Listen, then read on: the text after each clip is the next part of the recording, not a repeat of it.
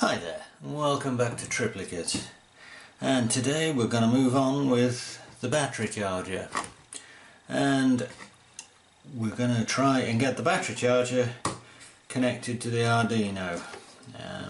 So we have this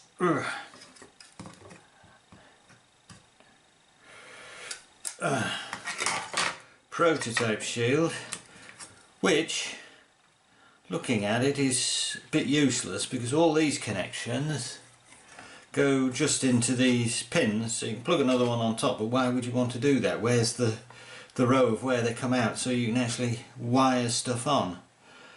So I think what I am going to do, since I don't want to plug anything on the top, is just break these off and solder wires onto the top of the broken off pins. What else? Oh yes, I have a piece of wood, which is an old piece of shelf unit, which I'm going to mount it all on. And yes, maybe something like that, with the battery holders and connectors and what have you here. And I shall do that. So I am firstly going to do a bit of wiring up, and because that'll take us some time, I shan't bother filming it, and then I'm going to bring you back and we're going to see if we can get this working off this. Okay, so moved on a bit, just to put some screws through here, just so I can drop the two boards down. Got some proper mounting pillars on order, but they'll hold them in place, and I'm going to need to take them on and off plenty anyway while I'm wiring up. And I've mounted a red, a yellow and a green LED on here. Now these are going straight into processor pins because I'm too lazy to mess around with transistors or driver chips, just so we can sort of output some information on what the thing's doing. So for now I've just put a counter in to turn them on and off. I won't even show you the code, but I will upload it. Oh. Okay, there we go. And they're not terribly bright because I've limited the current to a few milliamps, because, as I say, it's the processor output pins that are driving them, but they'll do. They'll do. Okay, so now I shall wire some of this spaghetti onto here and into the I/O pins on the chip. Okay, so here we are, all wired up to where it's supposed to go. That's the power connector, 12 volts, and that is to the battery via, this in the shot, 6 ohm resistor, 6 1 ohm resistors in series, just to protect the battery and everything. The Arduino is actually still powered off the USB, and I'm going to leave it that way for now. So we'll plug her in. We get power, but no actual code. Oh, there we go. There we go. So that's good. So now I am going to turn the power supply on, supplying 12 volts to the battery charger circuitry, currently with the current limit turned right down. So that's alright. Turn the current up. Should draw very little. Doesn't draw anything. Okay, so we have here a battery. Let us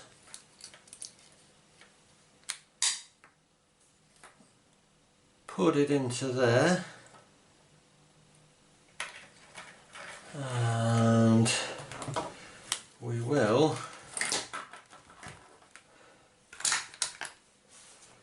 check the voltage across these resistors to see if it's actually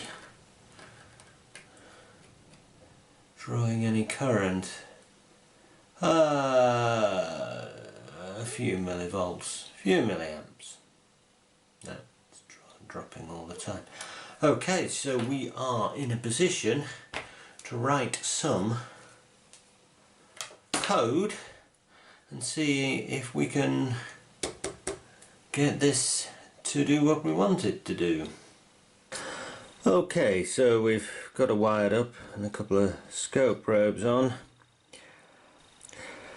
In fact, I have actually also electrically checked that it is actually now wired up correctly with sparing you that, and I found that firstly I hadn't connected the grounds to these sense resistors, voltage sense resistors, to the rest of the ground, and that might have put 12 volts on the Arduino input and killed it, if it wasn't for the fact I hadn't connected together the ground for all this circuit and the ground for the Arduino. Anyway, that's all done now, and we're going to test discharge functionality first. So we're actually going to discharge the power supply, the main power supply. I'm just going to put a voltage on that, because that can control the voltage and the current limit. And the main 12 volts is off this little 12 volt supply that comes with that, with the power supply.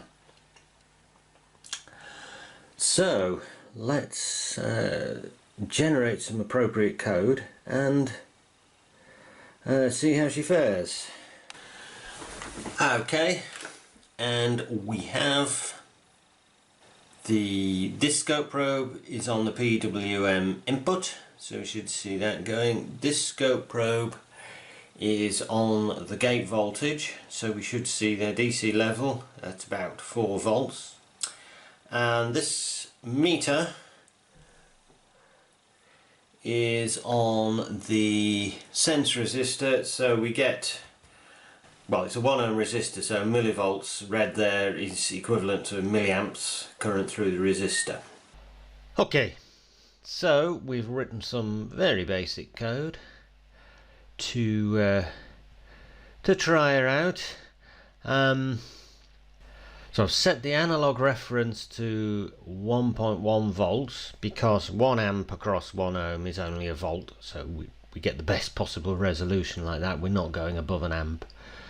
And in this little loop we have a counter which is incremented every time, and currently I'm limiting it to a value of 7F, and that counter is going to drive the PWM output. You can see here analog write 3, which is the PWM output counter. Okay, this just flashing the built-in LED to show it's alive, and then we are going to read A5, which is the current sense input, and we're going to print the PWM and the current sense out. Okay, so should we compile and upload our code? There we go. That's better. So you can see the PWM value increasing and the analog value increasing, which means that it's drawing some current. So if we look on the scope, yeah, we can see the PWM climbing, and you can see the gate voltage very gradually going up and down as it comes down again. And if we look on the meter,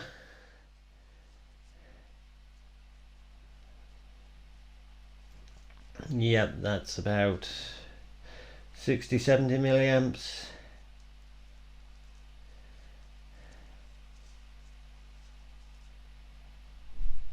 Getting up to about 180-190 milliamps and going back to 0. So now we want to quickly just try and calibrate the current measurement. So we will set counter to 100 and won't increment it, and we'll see what that does. Okay, so 64 hex PWM constantly, so we've got about 124 on the analog value and 137 on the milliamps. So we can now convert to approximately milliamps. Okay, let's for fun. Let's see if we can draw a constant controlled current. So now we've got the counter's just a counter to flash the LED, but PWM is our PWM value, and we have an I val and an I target which we have set at 136, which is about 150 milliamps, we hope. So we write the latest PWM value and we get an I val, a current reading, and we print the PWM and the current, and then if the current is too low we just add one to the PWM. If the current is too high we take away one, we subtract one from the PWM. Very simple. So shall we see what that does?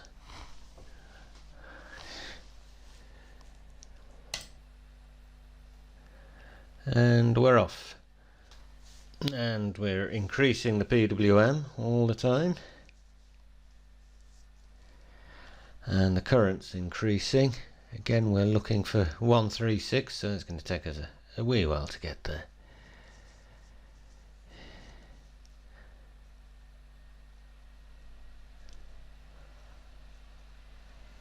And there we are. It's sort of wandering about but maintaining a pretty steady current. And there we go. The current is about 140, 150 milliamps. So let us, just for interest, I'm going to turn the voltage up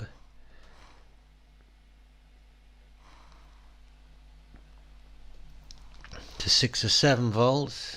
Still 67, 68, 67, 68. Turn the voltage down to 4 or 3 volts. Yeah.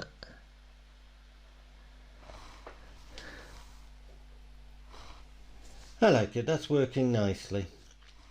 So now we need to check that we can get these V-sense resistors working, which sense the battery voltage and, well, the charging voltage when we're charging. When we're discharging, we know the bottom of the battery is at 0 voltage, so we only need the top of the battery. Anyway, so to get these to work, we're sensing 2 different values, and we're going to set the voltage reference to alternatively 1.1 volts and 2.56 volts, and between those 4 values we're going to get a good reading, we hope. So we need to look into whether we can swap round the voltage reference value on the analog to digital as we go along. Okay, so there is some disagreement or disparity or whatever between the datasheet for the microcontroller on the Arduino board and Arduino's voltage reference for the analog to digital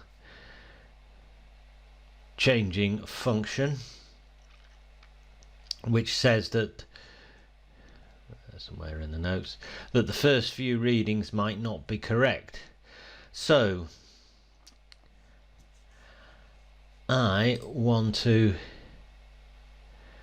just check whether this is the case, because we want to flick between the 1.1 volts and the 2.56 volts to increase the accuracy of our voltage measurements, as we shall see in a minute. Okay, so we have our counter going round every 50 milliseconds now, and we're taking 8 values every 50 milliseconds, and on the 8th we're flipping the analog reference, so alternatively between the 1.1 and the 2.56. That's what that's doing. And when when we've read 8 values and our 8 counter up to 8 has gone back to 0, we're going to print out the values we've got here. So shall we see what this does? And off we go. Okay, so because we've got two different references, I'll just do that so it's not scrolling up, we get two different values which are 2 and a bit apart.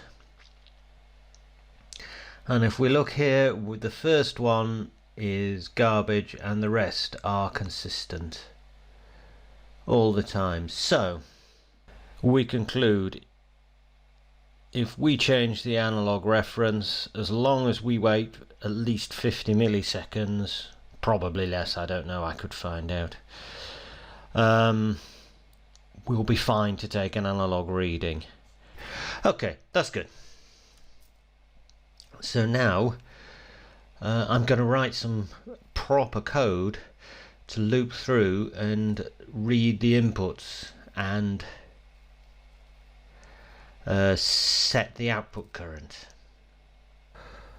Alright, let's have a quick look at what we've got here. So we've set up a tick time which is 50 milliseconds, so every 50 milliseconds it does this chunk of code. We've also got a second time, so every second it just currently prints out all the analog values. Okay, the system time is incremented every tick time, and we have 4 options which we do in turn, and system time and 3. First one, we read the analog values with the reference at 1.1 volts, and then we get the current. I value is the current in milliamps, and also here we set the LEDs, which I'll show in a minute. And also here, depending on the mode, which is either off, charging, or discharging, which I've called drain, just so it's different, it sets the relay high or low, and it sets the current drive. And at the end of this one it sets the reference to 2.56 volts. And then the first set of readings are garbage, so it then discards them.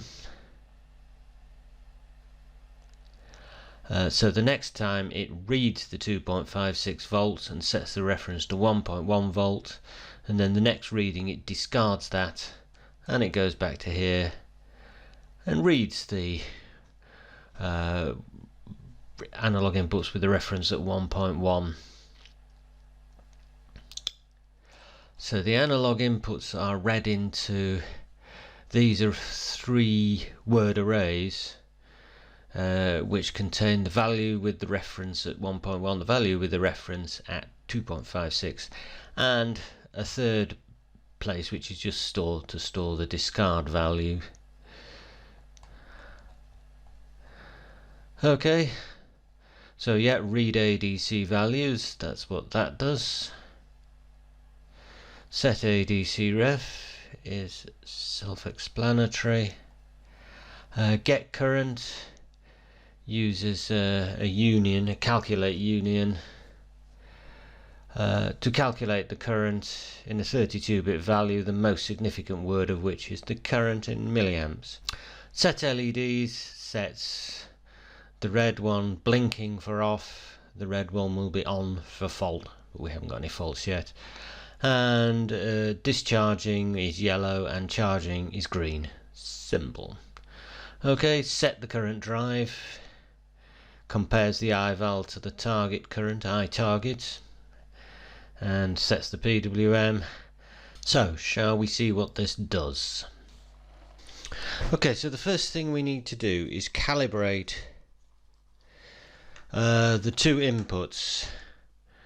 Now, as I said in the last video, each input, the charge voltage basically, and the battery source voltage, no, the current source voltage should I say, has 2 inputs at 2 different levels, and we can grab them against a reference of 1.1 volts and 2.56 volts. So each of these inputs gives us 4 results, and we pick the one with the highest value because that gives us the best resolution. So for the purposes of trying to calibrate these resistor chains, I have put both voltages, get rid of that yellow wire, down to 5 volts. So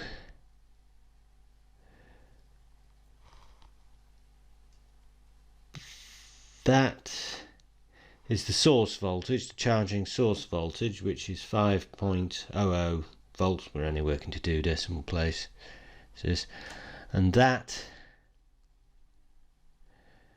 is in discharge mode it's the battery voltage, which is 5.45. Got that? Right. Let's fire this code up and see what happens. Okay, the red LED's flashing to show it's active but not doing anything. It's alive but not doing anything. And that's just flashing as a sanity check to tell me it's working. And we have some results. So if we stop this, we will see that with the reference at 1.1 volts, the high charge voltage is 914, the low is 455, about half what we expect. The current source voltage is 989, that's the reading from the A to D, not the voltage, and the low is about half. So let us feed them into a spreadsheet.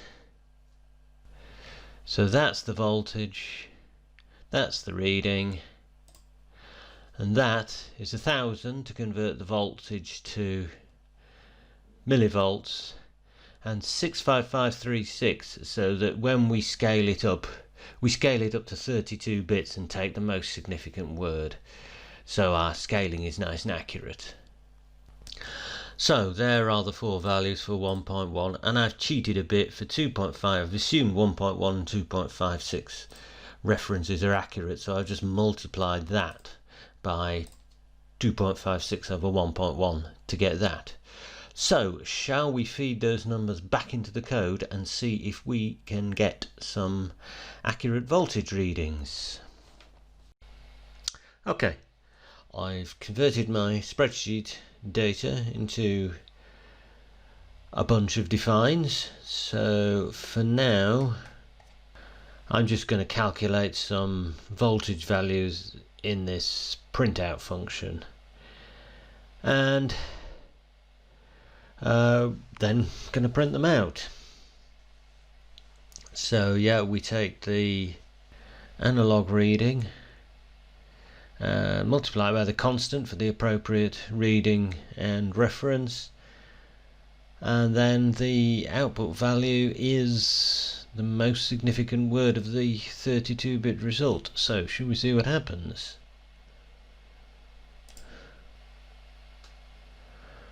Okay, so let's don't do that. Stop that and have a look at that, and we are looking for 5 volts dead-ish.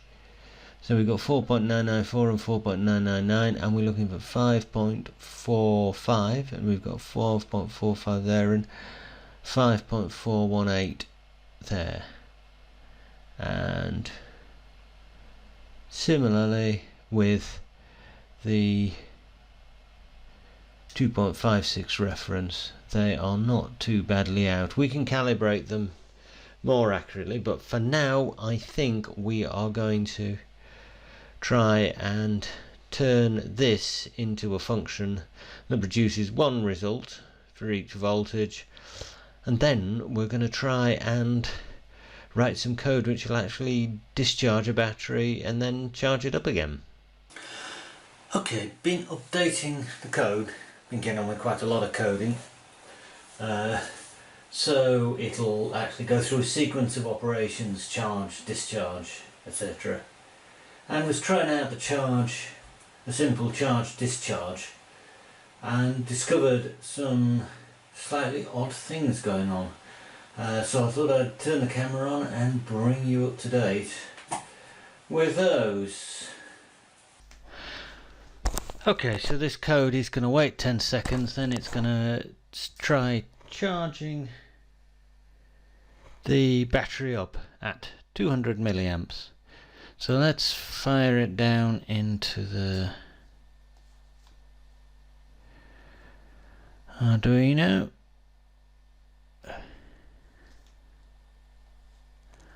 Okay, and we want the monitor.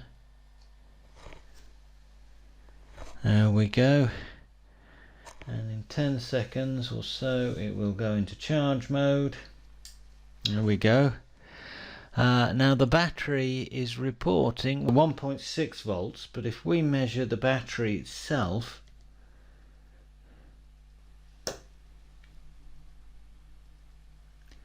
we get 1.3 volts. And what's more, if we measure the voltage here, and this is where the voltage sense is taken from,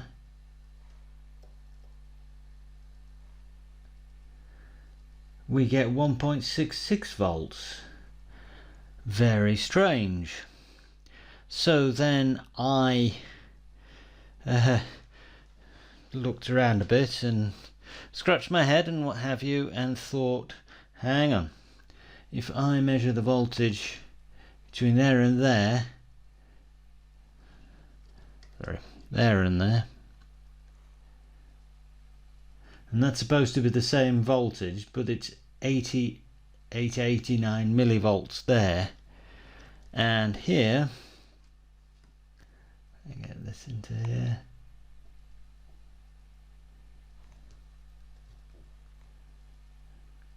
we're getting 200 millivolts.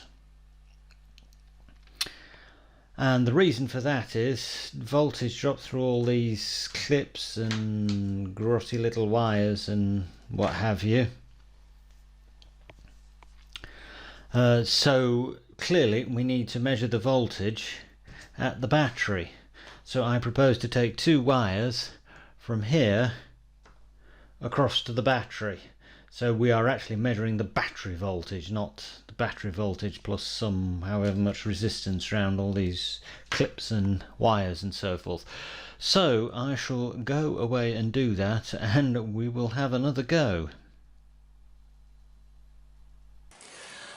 Okay, so here we go. I have tidied up the wiring as well as changing the way the voltage is measured. So we now have two well, it's old mains cable, but it's decent current wire providing current to the battery, and no clips and things, and two voltage sense wires which go to these resistors, and those are not connected to any of the rest of this circuit now, and the voltage, the ground connection for these two resistor networks goes straight to the Arduino, not via any ground that might have any current going through it. Okay, I've set up a little sequence which is going to discharge the battery for a minute, charge the battery for a minute, and then turn off. This code for doing sequences and steps in sequences I will get into in the next video. For now we just want to see it working and check it works. So I'm actually at the last minute going to make that 2 minutes so I can get the meter out and measure the voltages. So here we go. Let's send that code down to the Mega. Just turn on the monitor and okay, there we go, and it starts after about 10 seconds. So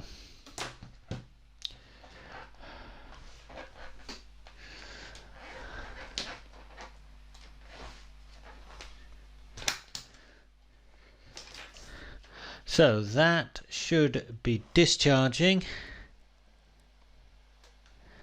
It is, and the voltage is about 1.3 volts. So shall we see what it is?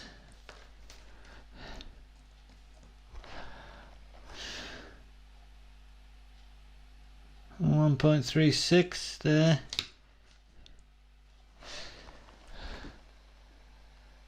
Yeah, well.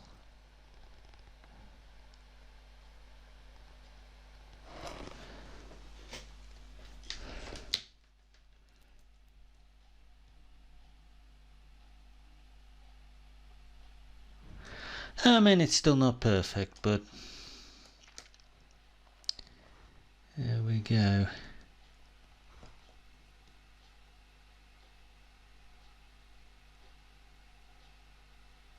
.34 there.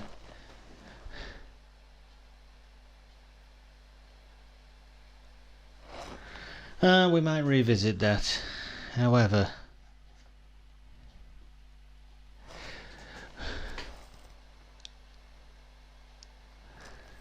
for now, I think I'm going to go with it.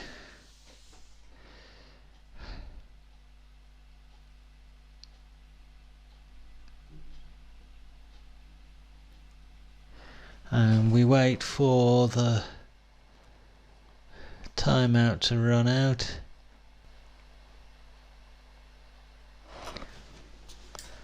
Right, we're now in charging mode, and the voltage has gone up to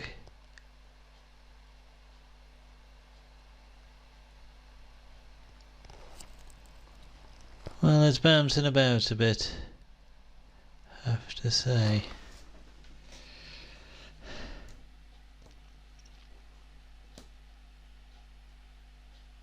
.13.7 or so, 13.8.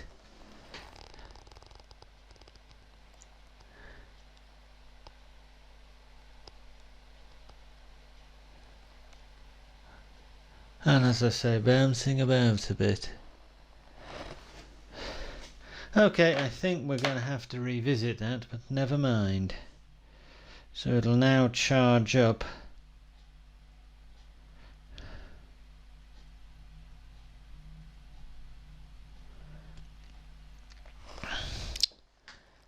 Until the timeout reaches 0.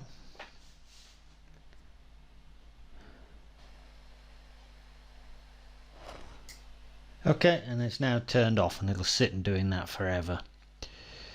So now we are going to discharge it.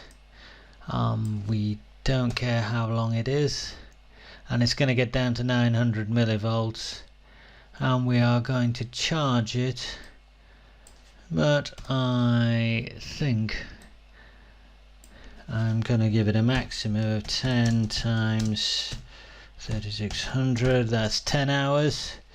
Well, charge it up to 1500, 1.5 volts, 1500 millivolts, and I'm not going to leave the camera on because that's going to take hours and hours and hours and hours. So I'm just going to let it go and see what happens, and I'll bring you back and tell you about the results. So let's do it anyway.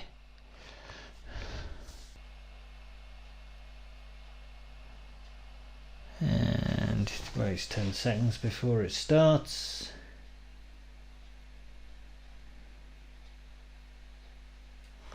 Discharge mode. Okay, well, I'll bring you back in a few hours, or probably tomorrow. Okay, and it's discharged. and switched over to charging, and it's charging up at a voltage of currently 1.3, so it's getting there. At 1.5 it'll switch off charging and just sit there doing nothing. So I'll turn you back on and show it doing that. Okay, it's finished charging. That's what the red light flashing indicates, and it'll sit like that forever. So if we measure the voltage across the battery, it comes out at 1.45 volts, which is pretty well charged up. We will look into that later and what it should be when it's fully charged. So that'll do for now. So next time I'm going to make a start on the PC end, because this is going to be set up from the computer, and that will take the form of an Embericado tutorial, how to get a project started in that. So for now it's goodbye from Triplicates. Please subscribe, leave a comment if you've got anything to say, and I'll see you next time. So it's goodbye.